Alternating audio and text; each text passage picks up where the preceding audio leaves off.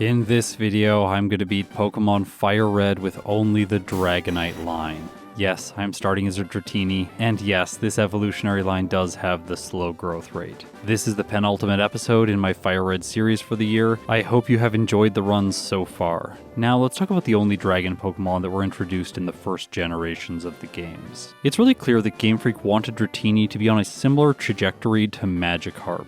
It starts as a weak Pokemon, and then through slow and tedious training, it eventually becomes one of the most powerful Pokemon in the game. This makes sense when it's going to be one of the members of your team and you really want to put the extra work in. However, when the main way I play the game is speedrunning with a single Pokemon, this thing is really not built for that. For base stats, it has 41 HP, 64 attack, 45 defense, and 50 special attack, special defense, and speed. It starts with Wrap and Leer, which was fantastic in Generation 1 when I used it. Through TM and HM, it gets a wide range of coverage. I'm going to name just a few notable moves: Water Pulse, Ice Beam, Thunderbolt, Flamethrower, and Surf. The main problem that I am worried about using a Dratini in the Generation 3 remakes of the Kanto games is the fact that Wrap was redesigned. No longer can it be used to infinitely trap the opponent. Now it deals damage on turn 1 and then deals a little bit of damage on subsequent turns while the opponent can still attack. That leaves my weak first stage Dragon type with a normal move against Brock, and it is going to learn Thunder Wave at level 8, but of course that doesn't help.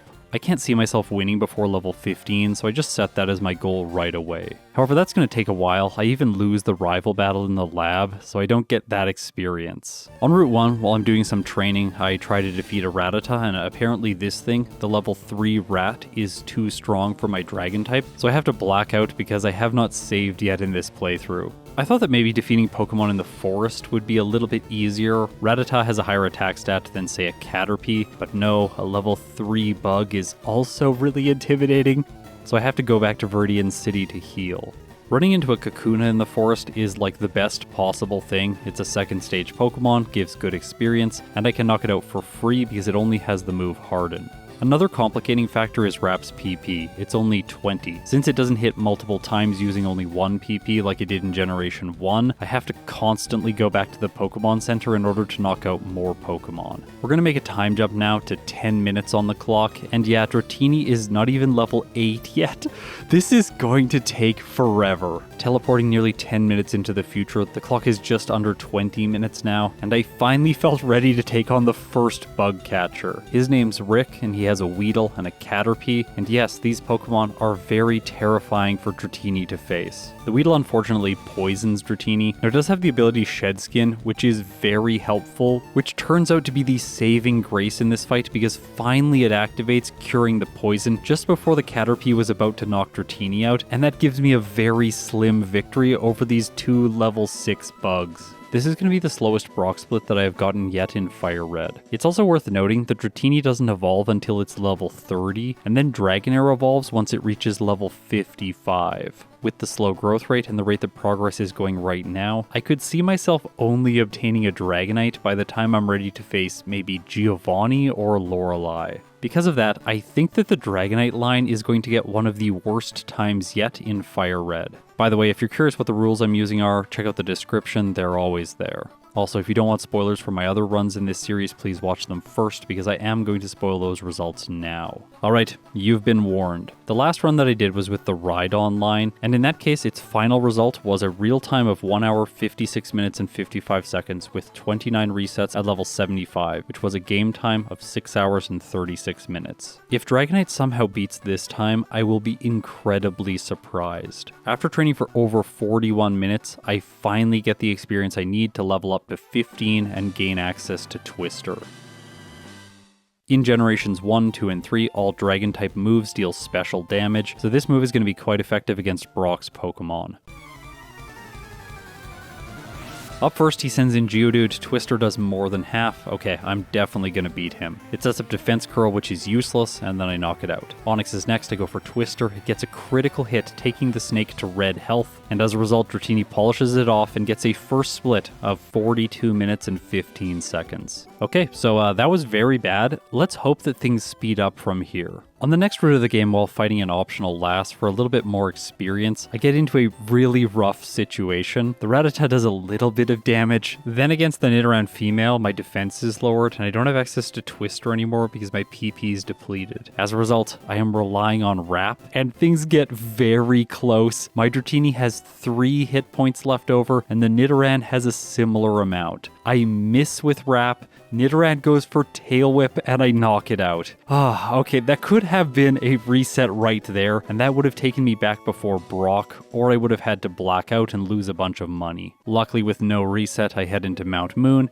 and this area is overall fairly straightforward for Dratini, until I face a Rocket, who once again brings me within an inch of death. Luckily, Wrap gets the job done again. I checked my bag and unfortunately I don't have an Ether, and then I made a critical mistake. In Generation 1 you cannot skip this trainer, but in Generation 3 you can. I accidentally ran into him, and yeah, Dratini definitely has to black out here. When I come back into the cave I catch myself a Paris, I name it Jack after a supporter, thank you so much Jack. After that I defeat the Super Nerd and progress into Cerulean City. There's a choice now, do I face the rival or do I face Misty? And in this case I think it makes more sense to do the latter option just because access to Water Pulse will be really nice.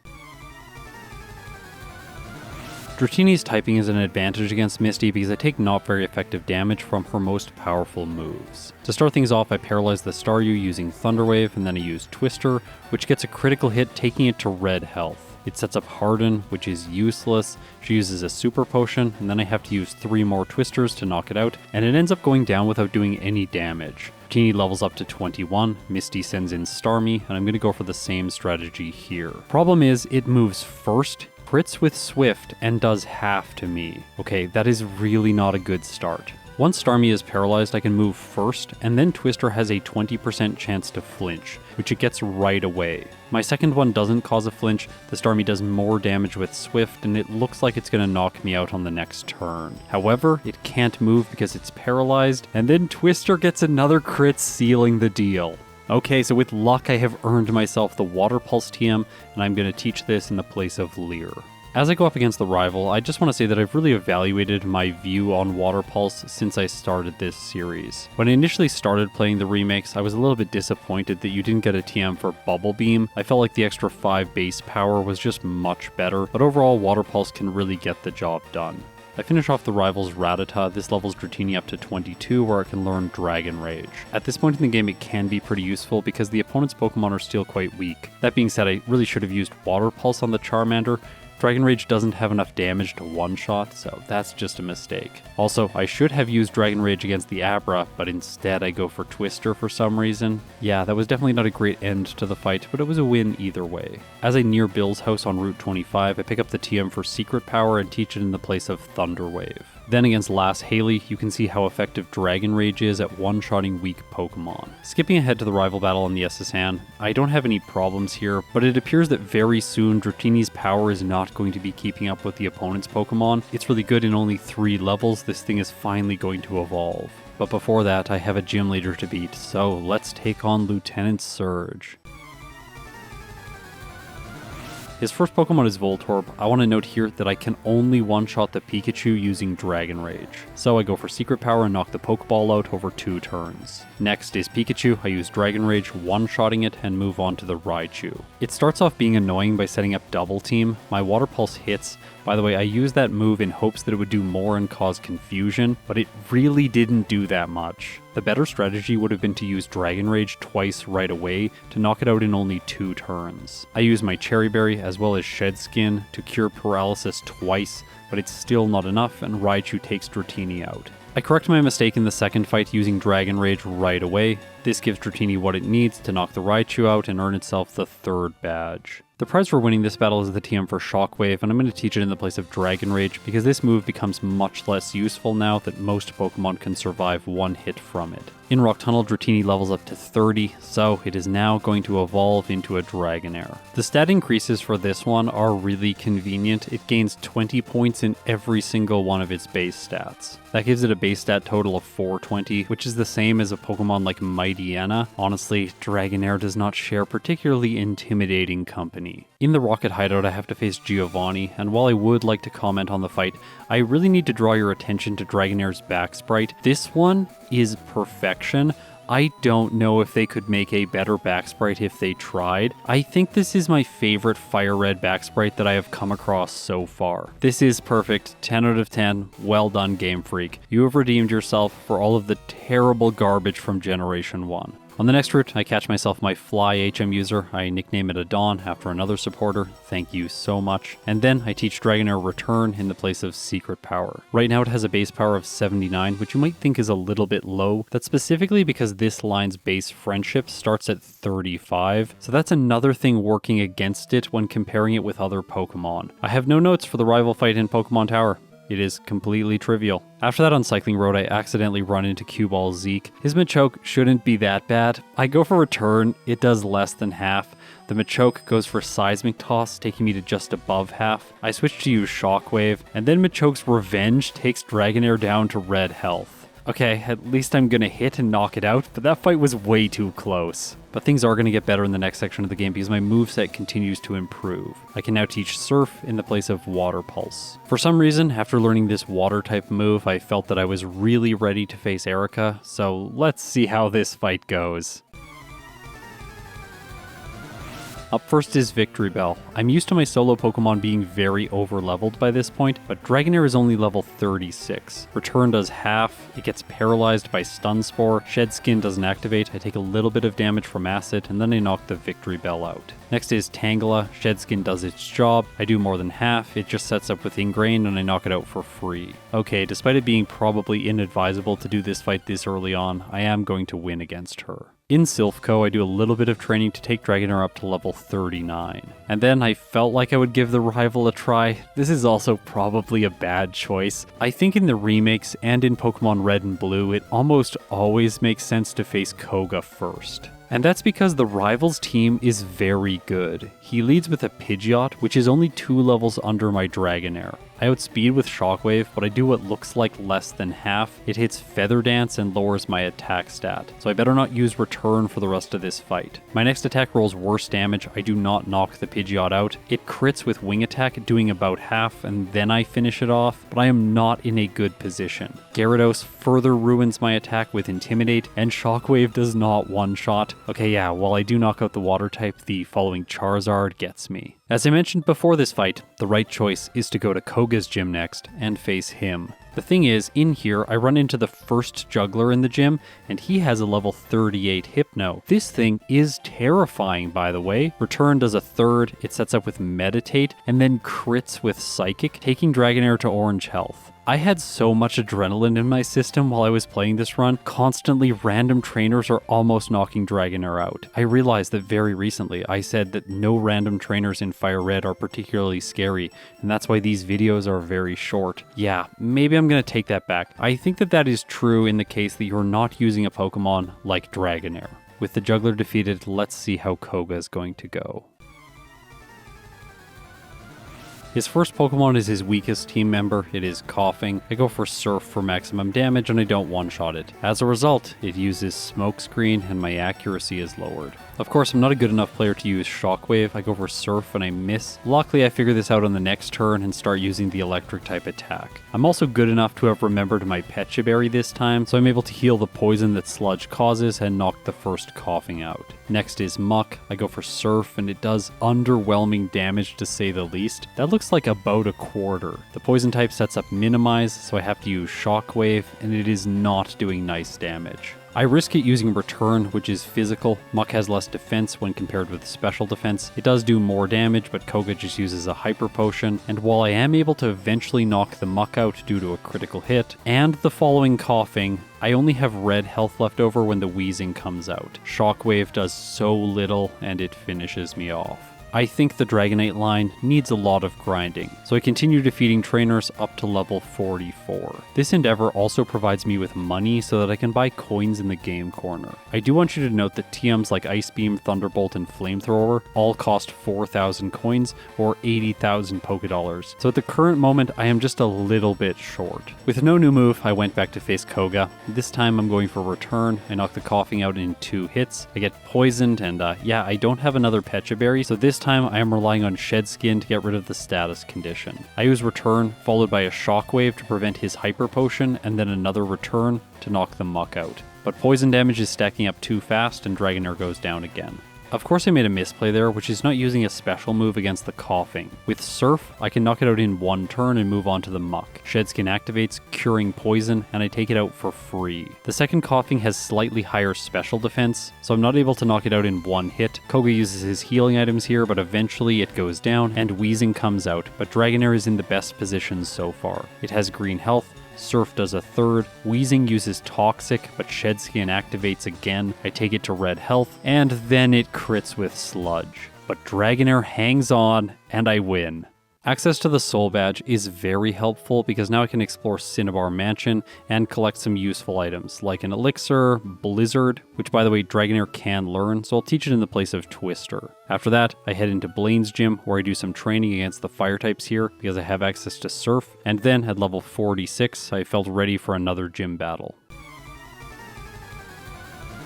I tend to complain a lot about Intimidate during this fight, but it's not relevant today because I can just spam Surf. It knocks out his first two Pokemon in one hit each. The Rapidash does survive, its Fire Blast does very little, and then I knock it out. Okay, time for his Ace Arcanine. I go for Surf, get a critical hit, and it goes down in one turn.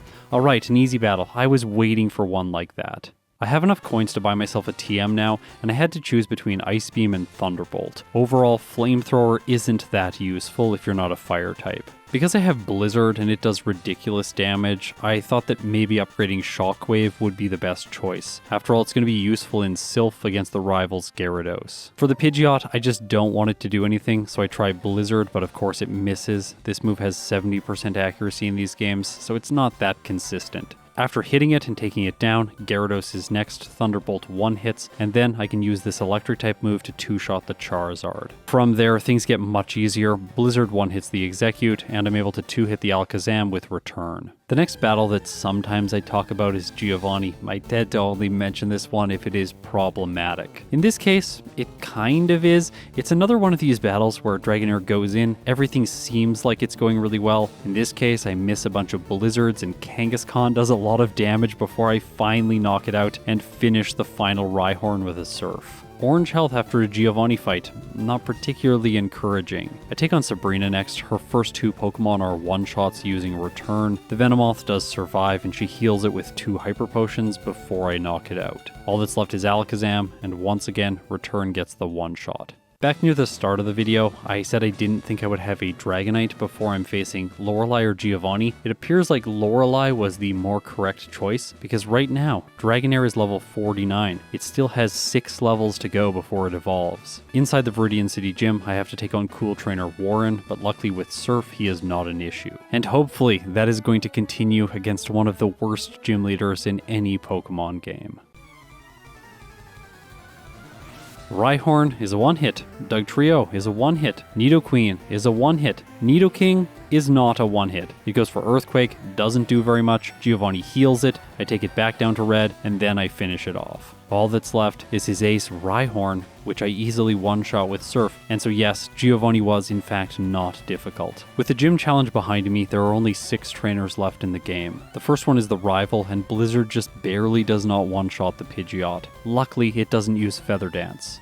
I take it down, one-shot the Gyarados with Thunderbolt, and from here things should be easier. I expect that they're going to play out like the other fight. This time I use Surf on the Charizard, but it doesn't really matter. Thunderbolt does the same amount of damage. The following Rhyhorn is a one-hit, but I miss on the following Execute and get paralyzed. By the time the Alakazam comes out, Shedskin activates, and I knock it out with 2 uses of Return. At long last, in Victory Road, I run into a Wild Onix, I knock it out, and level Dragonair up to 55. It is time to evolve into a Dragonite, the Pokemon that was on the thumbnail that is going to be in like 15% of this video. For me, sometimes that's why I prefer starting fully evolved, because this feels more like a Dratini and Dragonair video than it does a Dragonite video. This evolution brings with it a major boost in stats. 30 more points for HP, defense, special attack, and special defense, 10 more for speed, and 50 more for attack. The ironic thing about the timing of this evolution is that now I have to face Lorelei, the Ice-type specialist.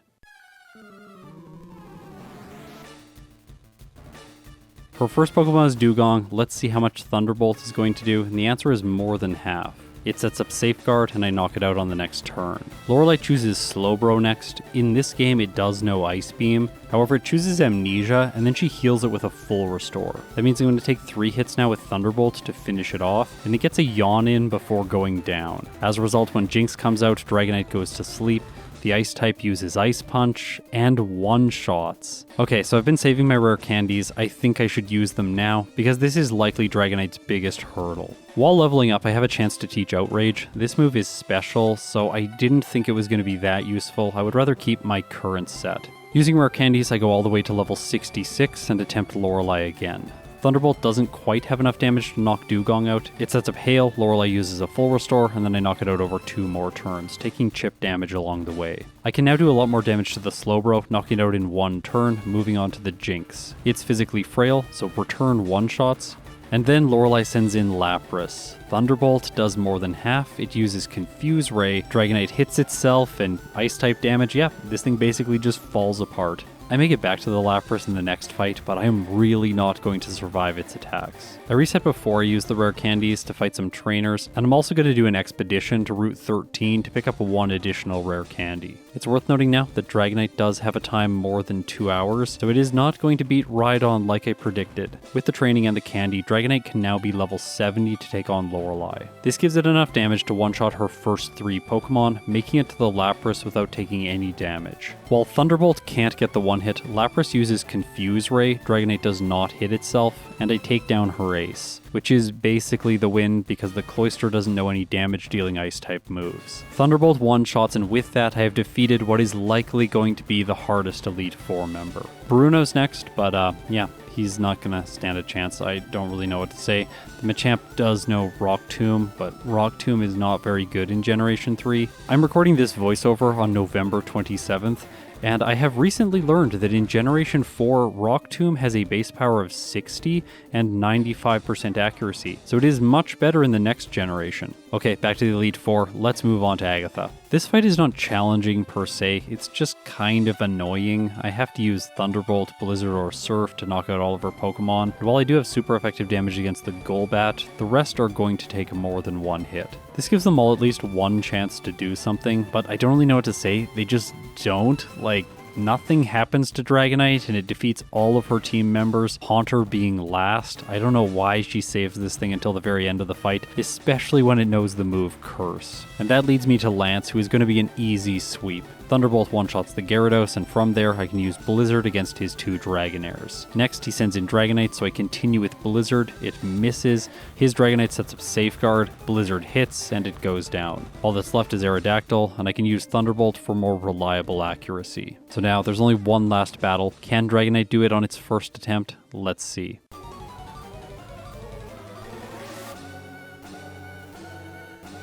Pidgeot is first. I figured I didn't need to risk Blizzard and that Thunderbolt would do enough, and I end up being right. Next he sends in Gyarados, I continue using Thunderbolt, taking it out, and Surf finishes the following Rhydon. I have been hit by Intimidate once, but Alakazam is so physically frail, plus Dragonite gets a crit.